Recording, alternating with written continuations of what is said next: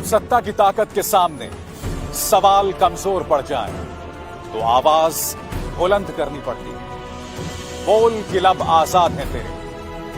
News click पर मेरे साथ। बोल के लब आजाद है तेरे, बोल ज़बां अब तक तेरी है। नमस्कार, बोल के लब आजाद है तेरे। मैं अभिसार शर्मा। क्या सुप्रीम कोर्ट के सामने केंद्र सरकार ने झूठ बोला? और क्या यह झूठ बोलना स्वीकार है क्योंकि मुद्दा कश्मीर को लेकर है? मैं आपको बताने वाला हूं कि ये जो गलत बयानी केंद्र सरकार ने सुप्रीम कोर्ट के सामने की है, जिसको लेकर मुझे ऐसा लगता है कि सुप्रीम कोर्ट को सुओ मोटो केंद्र सरकार पर अदालत की अवमानना का मामला शुरू करना चाहिए। वो मुद्दा क्या है, उसके क्या दूरगामी परिणाम होंगे, मैं आपको बताऊंगा। मगर मैं क्यों कह रहा हूं कि सुप्रीम कोर्ट के सामने केंद्र सरकार ने गलत बयानी की? केंद्र सरकार ने अपनी एक याचिका में कहा कि कांग्रेस नेता सैफुद्दीन सोज को घर में नजरबंद नहीं रखा गया है, और to quote the application by the government was never detained और पुट अंडर हाउस अरेस्ट। यानी कि ना उन्हें हाउस अरेस्ट में रखा गया और ना उन्हें नजरबंद रखा गया। अब मैं कुछ और नहीं, आपको एनडीटीवी की यह रिपोर्ट दिखाना चाहता हूं जिससे केंद्र सरकार के झूठ की पोल खुल जाती है। नजीर मसूदी की यह रिपोर्ट है, आप खुद देखिए। आप सुनिए, सुप्रीम कोर्ट के सामने सेंट्रल गवर्नमेंट ने, जिस गवर्नमेंट ने कहा सोचा फ्री हैं और वो कहीं भी जा सकते हैं, वो कभी गिरफ्तार नहीं थे, और इन पे नारेबाजी इस पुलिस पर।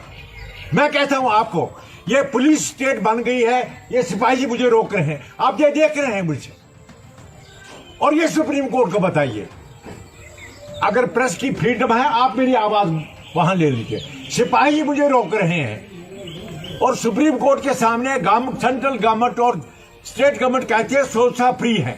तो देखा, खुद सैफुद्दीन सोज को उनके घर छोड़ने की अनुमति नहीं है। बात यहां नहीं रुकती है। सैफुद्दीन सोज ने टेलीग्राफ को दिए गए इंटरव्यू में कहा है कि I tried to step out of my home at 5:30 today but I was turn back by the police. मैं अपने घर से शाम को 5:30 निकलने की कोशिश कर रहा था, मगर मुझे पुलिस ने वापस भेज दिया। आपको बाहर जाना अलाउड है? नहीं, सुप्रीम कोर्ट के सामने गवर्नमेंट ने कहा आई एम फ्री पर्सन, लेकिन यहाँ ये लोग नहीं मानते हैं। ये कहते हैं ऊपर से ऑर्डर है, अब मैं उसका क्या कर सकता हूँ? ये आप देखते हैं शहरी आज़ादी को क्या हो गया। I have decided to go to the court for whatever it is worth. Supreme court के सामने झूठ बोला जाता है, इसको आप तो हाईलाइट कर ही सकते हैं कि सुप्रीम कोर्ट के सामने इस गवर्नमेंट ने, उस गवर्नमेंट ने कहा कि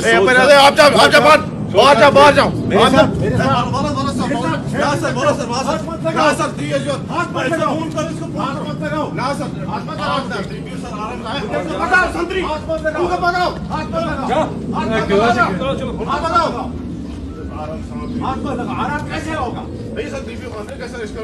तो अंदर कैसे कैसे मेरा घर है। और मैं आपको यह बता दूं कि अभिषेक मनु सिंघवी, जो कि सैफुद्दीन सोज की नुमाइंदगी कर रहे थे अदालत में, उन्होंने क्या कहा है। अभिषेक मनु सिंघवी ने हैरत जताई है प्रशासन के रवैये पर। उन्होंने कहा है कि वरिष्ठ नेता पिछले काफी अरसे से अवैध तरीके से घर में नजरबंद किए गए हैं। मगर आप जानते हैं कि केंद्र सरकार ने क्या कहा इस मुद्दे पर, या ये कहा जाए प्रशासन ने क्या कहा इस मुद्दे पर, क्योंकि प्रशासन केंद्र सरकार के अंतर्गत आता है। सॉलिसिटर जनरल जो हैं, वो union territory of Jammu Kashmir की नुमाइंदगी कर रहे थे, तुषार मेहता। जी हां, तुषार मेहता, जो कहीं ना कहीं केंद्र सरकार के अहंकार, उनकी गलत बयानी का चेहरा बन गए हैं। उन्होंने कहा कि ऑल इज वेल और पूरी तरह से आजाद हैं सैफुद्दीन सोज, उन्हें कोई नहीं रोक रहा है। और इसके बाद अदालत क्या कहती है? जस्टिस अरुण मिश्रा कहते हैं, अब इस संदर्भ में हमें किसी और याचिका को स्वीकार करने की जरूरत नहीं है और हम अपील को खारिज करते हैं। आज मैं जस्टिस अरुण मिश्रा से यह अपील करना चाहूंगा, सुप्रीम कोर्ट से अपील करना चाहूंगा कि मैंने आपको कार्यक्रम की शुरुआत में एनडीटीवी की रिपोर्ट दिखाई, जिसमें आपने देखा कि सैफुद्दीन सोज अभी भी अपने घर के अंदर हैं। वो खुद बयान दे रहे हैं कि मैं अपने घर में बंद हूं। मैं उम्मीद करता हूं कि सुप्रीम कोर्ट इसका संज्ञान लेगी। मैं आपसे ये तमाम बातें क्यों कह रहा हूं, इस पर आपको गौर करना पड़ेगा। क्योंकि देखिए हो क्या रहा है आज की तारीख में, जम्मू कश्मीर में जितने भी नेता जिनका भारतीय संविधान में विश्वास है, जिनका भारत में विश्वास है, सबको या तो लंबे अरसे से नजरबंद किया गया है या एक लंबे अरसे तक नजरबंद थे और अब जाके रिहा हुए हैं। इन चेहरों पर गौर कीजिए। शाह फैसल, महबूबा मुफ्ती, उमर अब्दुल्ला जो अब रिहा हो गए हैं मगर एक अरसे तक बंद थे।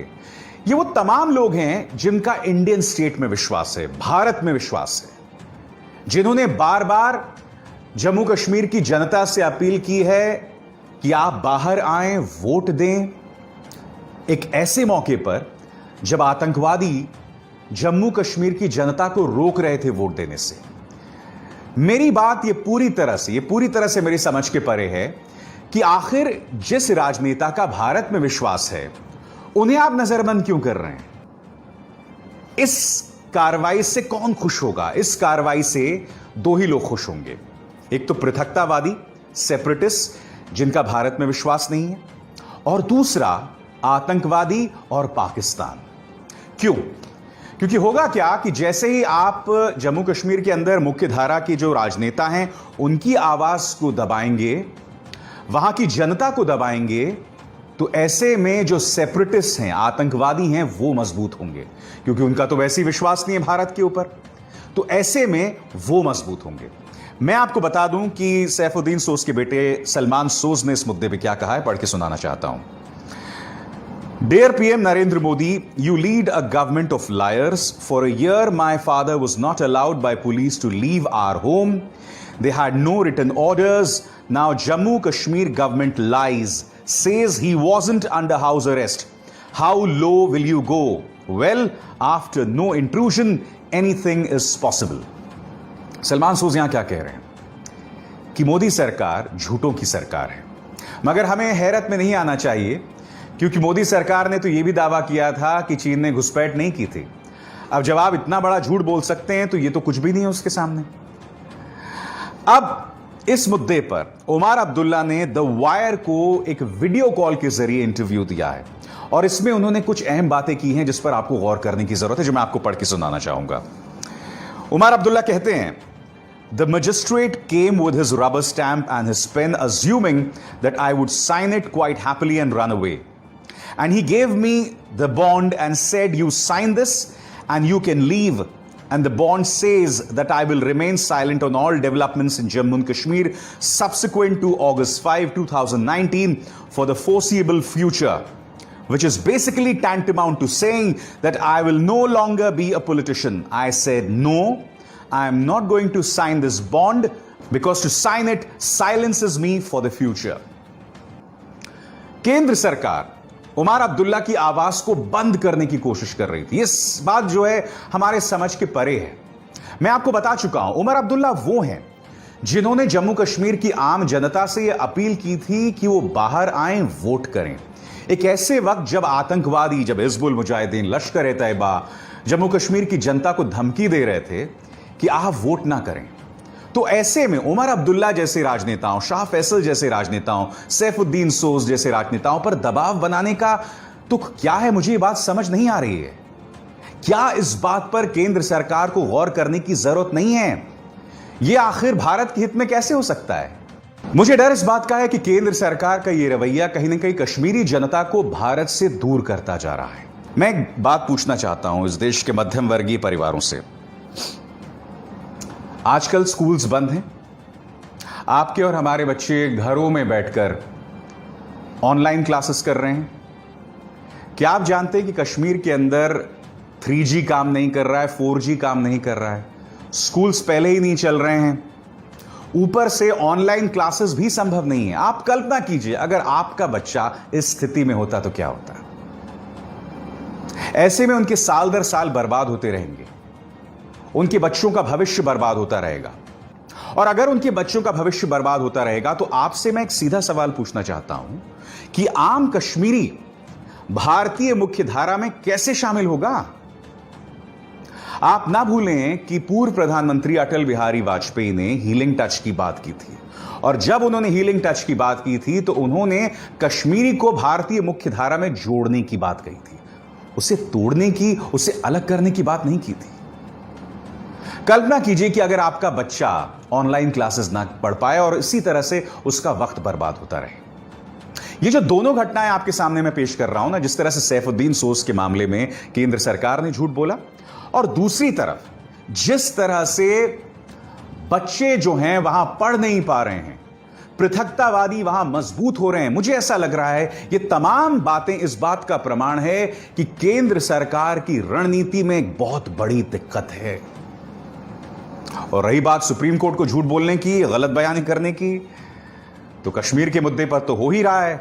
मगर जब कोरोना संकट के बाद जब मजदूर सड़क पर था, तो केंद्र सरकार ने, भारतीय जनता पार्टी ने एक नहीं दो बार झूठ बोला। आज से कुछ दिनों पहले मैंने एक कार्यक्रम किया था, आइए इसकी एक छोटी सी झलक देखते हैं। याद है खबर आपको, जब मोदी सरकार ने सुप्रीम कोर्ट के सामने कहा था कि इस वक्त सड़क पर एक भी प्रवासी मजदूर नहीं है और हमने 23 लाख मजदूरों को मदद मुहैया कराई है। और आप जानते हैं कि यह सरासर झूठ था, क्योंकि सड़क पे न सिर्फ मजदूर चल रहा था बल्कि वो मर रहा था, उसके बच्चे मर रहे थे। ढेरों मिसालें सामने उभर कर आई थी। ये होते हैं गिद्ध जो अदालत के सामने झूठ बोलते हैं गरीब मजदूरों के नाम पर।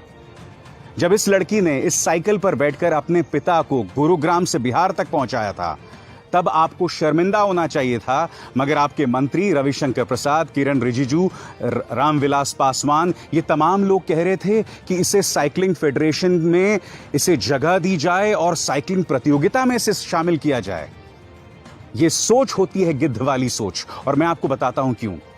क्योंकि उस लड़की ज्योति पासवान ने आपके मुंह पे करारा तमाचा मारा जब उसने आपके ऑफर को ठुकरा दिया था। उसने कहा कि मुझे पढ़ाई लिखाई करनी है। उसकी गुर्बत पर, उसकी मजबूरी को जो सियासी तौर पर इस्तेमाल करने की कोशिश करता है ना, वो होता है गिद्ध। और कल एक बार फिर आपने ये प्रमाणित किया है कि आप गिद्ध हैं अदालत के सामने, क्योंकि अब तक आपके प्रवक्ता क्या कह रहे थे? आपके प्रवक्ता ये कह रहे थे कि जो गरीब मजदूर अपने घर जा रहा है, हम उससे पैसे नहीं ले रहे हैं। जबकि ढेरों मिसालें थी जहां गरीब को टिकट के पैसे देने पड़ रहे थे, चाहे गुजरात सरकार का वो फरमान हो या फिर रेलवे बोर्ड के चेयरमैन यादव साहब हों, जिन्होंने कहा था कि हम मजदूर से इसलिए पैसा ले रहे हैं क्योंकि मजदूर कहीं ऐसे ही ना पहुंच जाए रेलवे स्टेशन जैसे कि मजदूर जो है वो मजे ले रहा है, घर जो है वो मजे लेने के लिए जा रहा है। मैं जो आपके सामने बात रखने की कोशिश कर रहा हूं वो क्या है? कल अदालत के सामने केंद्र सरकार ने क्या कहा, मैं आपको पढ़ के सुनाना चाहता हूं। उन्होंने स्पष्ट कर दिया, और आपकी स्क्रीन पर, In the statement to the court, Solicitor General Tushar Mehta, who was representing the central government, said the fare for the special Shramik trains organized by the railways is paid either by the originating state or by the receiving state. जिसका अर्थ क्या हुआ कि जो पैसा गरीब मजदूर पे कर रहा है, वो या तो जिस राज्य से वो चल रहा है वो राज्य वो पैसे दे रहा है, या जिस राज्य को वो जा रहा है वो पैसे दे रहा है। और संबित पात्रा ने हमें क्या बताया था? संबित पात्रा ने हमें यह बताया था कि 85% जो है वो भारत सरकार पे कर रही है। तो चाहे कश्मीर में सैफुद्दीन सोज का मामला हो या फिर कोरोना संकट के बाद गरीब जिस दोजक से, जिस नर्क से गुजर रहा है, इन तमाम मामलों में केंद्र सरकार तुषार मेहता के जरिए सुप्रीम कोर्ट से गलत बयानी करती है। क्या ये तमाम बातें सुप्रीम कोर्ट को दिखाई और सुनाई नहीं देती? क्या यह मुद्दा उठाया जाना जरूरी नहीं है? सोचिएगा इस बारे में।